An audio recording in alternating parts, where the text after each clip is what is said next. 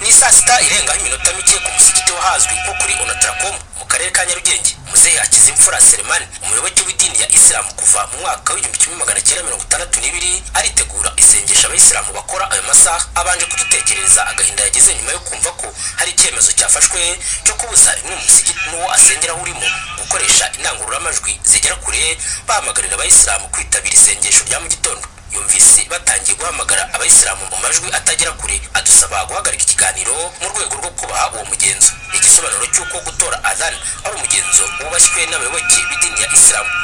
Kuva ngitangira kuba umusilamu nasanze icyo bita adhana gikorwa, kandi muri iyo mikorere yayo reka tube duhagaritse gatoya. Kuva ku mugoroba wa tariki 14 nibwo ku mbuga nkoranyambaga abayisilamu n'abatari abayisilamu batangiye kwijujutira icyemezo cyo guhagarika umuhamagaro wo kwitabira isengesho wakorwaga hifashishijwe ibyuma birangurura amajwi mu gitondo kuri imwe mu misigiti yo mu mujyi wa Kigali. Uko kwijujuta no kwinubira icyo cyemezo byanakomereje ku bayisilamu by'umwihariko abasengera ku misigiti irebwa n'icyo cyemezo. Aba basengera ku misigiti ya Nyamirambo muri Nyarugenge. Mu nyungu zabyo rero si uguhamagara gusa, ahubwo bigaragaza ko hantu iryo hamagara ribereye buri muntu ahita avuga ati ahantu harabisa. Umuyisilamu rero kuba ahari nabyo ni ishema kuri we, bigaragaza ko hari bimutera ishema.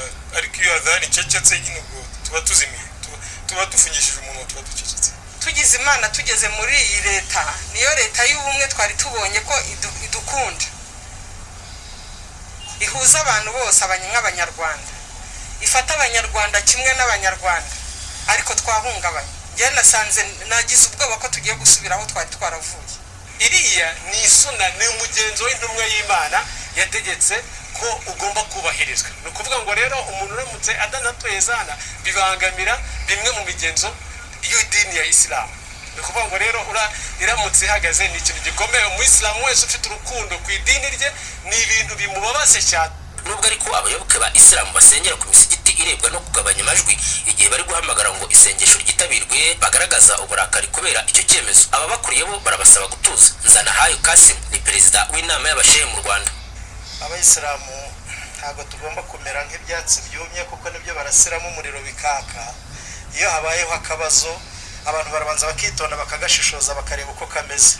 Mu gihe byasaga n'ibiciro urujijo ku ihagarikwa ryo gutora adhan hifashishijwe indangururamajwi, umuryango w'abayisilamu mu Rwanda ku gicamunsi cyo kuri wa kabiri wasohoye itangazo rivuga ko imisigiti 8 yo mu mujyi wa Kigali ariyo yakuriho ubwo buryo, kandi nayo ikaba yabibujijwe mu gitondo gusa. Nabajije Sheikh Mbarushimana Suleiman, umujyanama wa Mufti w'u Rwanda, watanze iryo tegeko n'impamvu yaryo.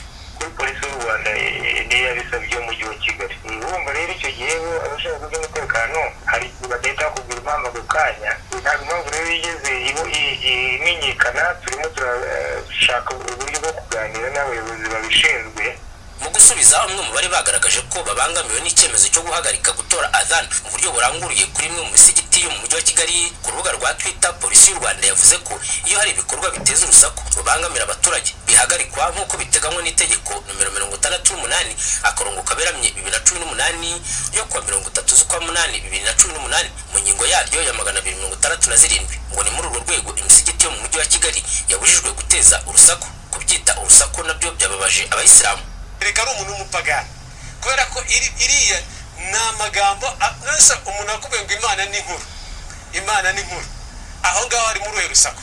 Kuko bitubyise urusaku twavuga ngo n'inyoni zirasakuza, kandi murabizi ko iyo bujya gucya inyoni zivuga. Hari abatari abayisilamu batuye bakaba banakorera hafi y'imisigiti irebwa na kiriya cyemezo, bo bavuga ko umuhamagaro w'isengesho ry'abayisilamu mu buryo buranguriye ntacyo wari ubabangamiyeho.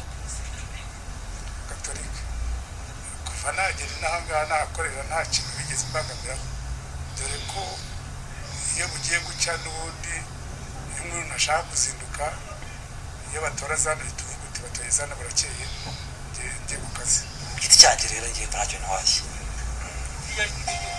ndabyumva kabisa, ariko ntacyo ntwaye. Umuryango w'abayisilamu mu Rwanda uvuga ko iyo misigiti 8 yabujijwe gutora adhan ikoresheje indangururamajwi zigera kure mu gitondo, ariyo mu gace kamwe k'Inyamirambo muri Nyarugenge no muri Kicukiro, ariko yose hamwe ikaba mu ifasi yegeranye.